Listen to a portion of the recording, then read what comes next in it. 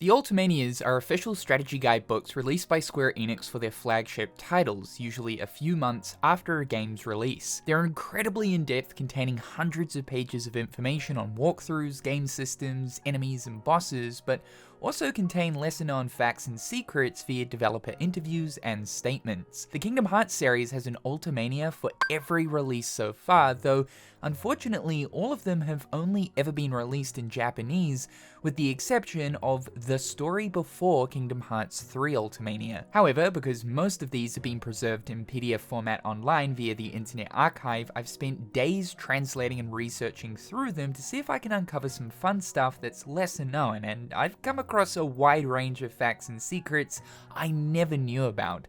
There's a lot of stuff here, so this will be part 1 with a follow-up video to come. Also, if you've been a viewer of mine for a while now, you'll probably know that I've released so many different facts or secrets videos on the Kingdom Hearts series. So the goal here with this video is to try cover some extra stuff that I've never previously mentioned before. Like I mentioned, there's some stuff in here that I never previously knew about that sort of blew my mind. Kingdom Hearts 358 over 2 days was originally going to have a lot more missions than its final product with 93. It's explained here that they set their sights on 120 missions, but decided to cut that number down as it was going to be too overwhelming for the player. Interestingly though, Tetsuya Nomura's vision for Days was even grander than 120. He wanted 358 missions in total, so one mission for each day. However, as they were progressing through development, he realized that this was going to be just too much of a workload for the development team, so he cut that number in about half, 150 missions. Still, even then, 150 missions was simply just going to be too many, so the final number they ended on was 93. Days is already a pretty lengthy game for a Nintendo DS title, so imagining this game having 358 missions for each day would have increased the volume of content tenfold, though would it have got to a point where the content and what you're doing in each mission became monotonous, repetitive, and just not interesting. Personally, I'm pretty satisfied with the number they landed on. It's always been known that Pinocchio was set to be a world in Days, as character head sprites of Pinocchio characters can be found within the game's files. But it would appear that Pinocchio wasn't the only world to be cut from Days. While we don't know the specific worlds that were originally planned to be in the game, there were actually quite a few, just judging by this comment here. Due to the game's volume getting way too big, Square Enix were forced to cut some worlds to maintain pacing. It also looks like there were some cut boss battles as well to bring down the game's content volume. This right here is one of the very first original concepts for the Mirage Arena in Kingdom Hearts Birth by Sleep. Obviously, it looks very different to what we got for the final product, being more colorful, more whimsical, definitely more Disney orientated. We've got a very strong balloon and flower theme going on. You'll even notice here that one of the balloons is actually a Final Fantasy cacti. Tetsuya Nomura had mentioned that the development of Birth by Sleep was unusual compared to previous Kingdom Hearts titles back when it was coming out, as development first began with the scenario, the story of the game, rather than game systems. The first plot scenario for Birth by Sleep was to do with Terra departing from Destiny Islands, and where Aqua talks to Sora on the island as well. These were some of the very first key story moments that birthed this game. And in actual fact, the plot draft of Birth by Sleep was written not long after Kingdom Hearts 1 Final Mix had wrapped up development. This does make sense given that Kingdom Hearts 2 did tease Birth by Sleep within its secret movie. Kingdom Hearts Recoded was going to use 3D cutscenes just like Days, however the team felt as if there were expressive limitations due to the Nintendo DS. Tetsuya Nomura suggested that the team should use picture book style character stills. This way characters can be a lot more expressive with both mannerisms and facial expressions, as 3D models aren't needed to be developed. In the early stages of Dream Drop Distance, the team were considering a system where Dream Eaters evolve as they get stronger, in similar fashion to a Pokemon or a Digimon. This would mean that their actual appearance would change as they leveled up. Now, of course, this would have taken a long time to develop, given that there are a lot of Dream Eaters in Dream Drop Distance. This would have meant that Square Enix would have to make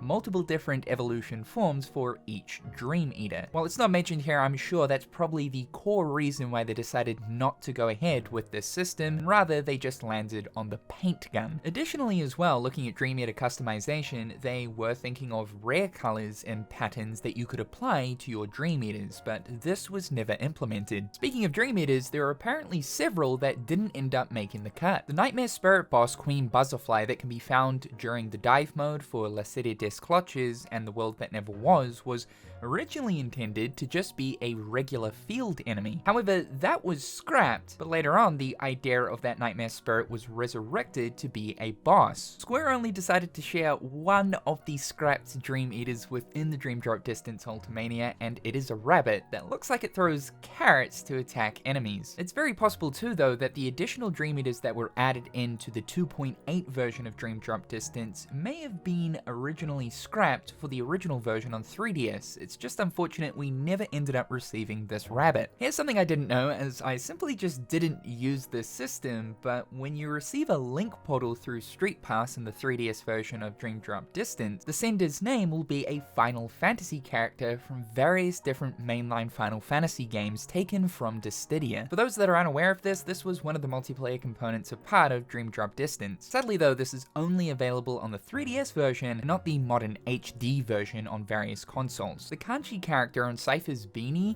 means me or I myself. This was a design choice to encompass his egocentric and self-assertive personality. Basically, the man is full of himself. Now, I'm not familiar with Disney's version of The Sword in the Stone, so this is one that I would have never have picked up on. But Merlin's owl companion in the movie, Archimedes, is actually represented in both Kingdom Hearts 1 and 2 outside his house. This one absolutely blew my mind, and without actually knowing the information here, there is pretty much no way that anyone would actually take notice of this. I'm going to read this one out in full. On the 6th day of Roxas's prologue, there is a scene with the text, "The 6th day" appears, and at that moment birds fly across the window. In that instance, Roxas's pose changes. It's only about 2 to 3 frames long. So naturally, I decided to pull up this piece of footage, slow it right the way down, and oh my god, Roxas's model literally changes to Sora. And it's like Masaru Oka says here, this happens insanely quick. You blink once and you'll miss it. No one would ever be looking out for this though, due to the birds obstructing the view on screen. This is a really nice touch though. I like to think of it as Sora's restoration is becoming closer to completion, essentially signifying that Roxas is slowly going back to Sora. One of the Kingdom Hearts 2 devs, Tomohiro Hasegawa, was particularly impressed that they decided to fully animate the water and ripple animations within the buckets of the mop soldiers in Disney Castle.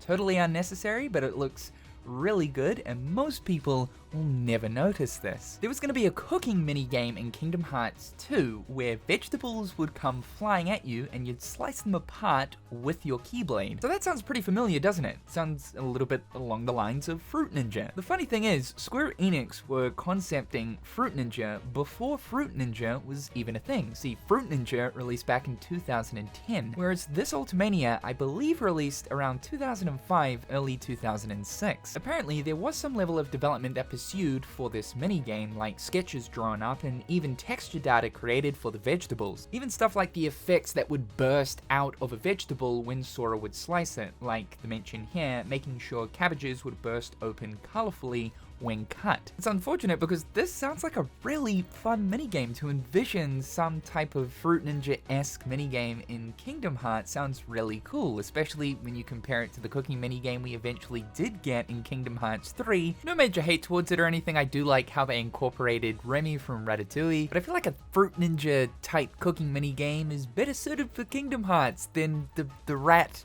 doing the rat thing. Still, I still enjoyed the rat thing. I think the rat thing's actually kind of cool. Did you know that the Moogle shops throughout Kingdom Hearts 2 each have a different name for the Moogle supplying you with their services? I didn't know this at all, but it's been right there in front of me the entire time. Yeah, every Moogle shop that you access in each different world in Kingdom Hearts 2 is technically a different Moogle. But what's more is, some of these Moogles are named after Final Fantasy characters. Now in the Ultimania, it lists the different names from Final Fantasy that are used for Moogle naming here in Kingdom Hearts 2. Interestingly though, the only ones that I could find in the English version were Stiltskin as well as Artemision. So while I don't know for sure, it would seem that the rest of these Final Fantasy character references here are only seen in the Japanese version of the game. We've talked about this one before, but I've never actually known the context behind it. These images show us some in-development animations and motion data for the drive forms in Kingdom Hearts 2. The one down the bottom right though is particularly interesting as it shows Sora holding two keyblades in a double-sided fashion, like Darth Maul. The explanation for this is this concept shows Sora holding two intersecting keyblades behind his back.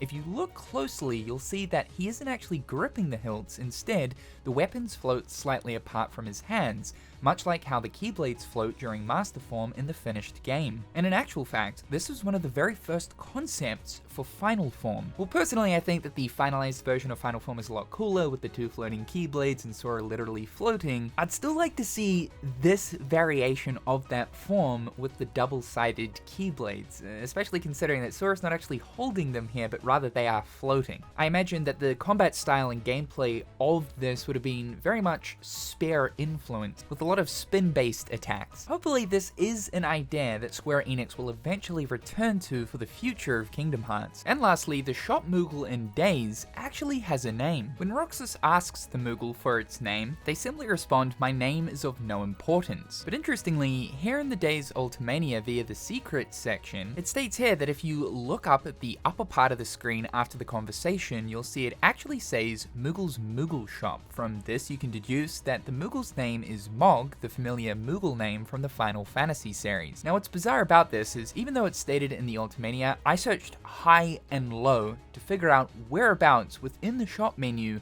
this name is stated, and I couldn't find it anywhere. So either this is only present in the Japanese version, or this was actually left out of the game, but for whatever reason was still officially stated in the Ultimania, or what it's actually referring to here is the simple title of Moogle Shop, meaning that Moogle is this Moogle's name. It's strange, but for whatever reason Square Enix wanted readers to know about this fact. Now the mention of Mog here could be a translation issue, but there is actually a Moogle in Kingdom Hearts 2 whose name is Mog. So if this Moogle in Days is truly Mog, that means this must be the same Moogle that appears in Radiant Garden in Kingdom Hearts 2. So that's all of the facts and secrets for this video. I do hope that you guys learned at least one new thing. Kingdom Hearts is honestly chock full of really cool pieces of trivia, secrets, really interesting facts. It's insane just how many exist for this franchise. I've still got a lot more to cover, and even as I'm recording this video, I'm actively going through a couple more of the Kingdom Hearts Ultimanias. Thank you guys so much for tuning into today's video. Be sure to slap that like button and subscribe to the channel if you haven't already. A big thank you to my wonderful patrons and YouTube members. I hope you're all having a fantastic day, and we'll chat again real soon.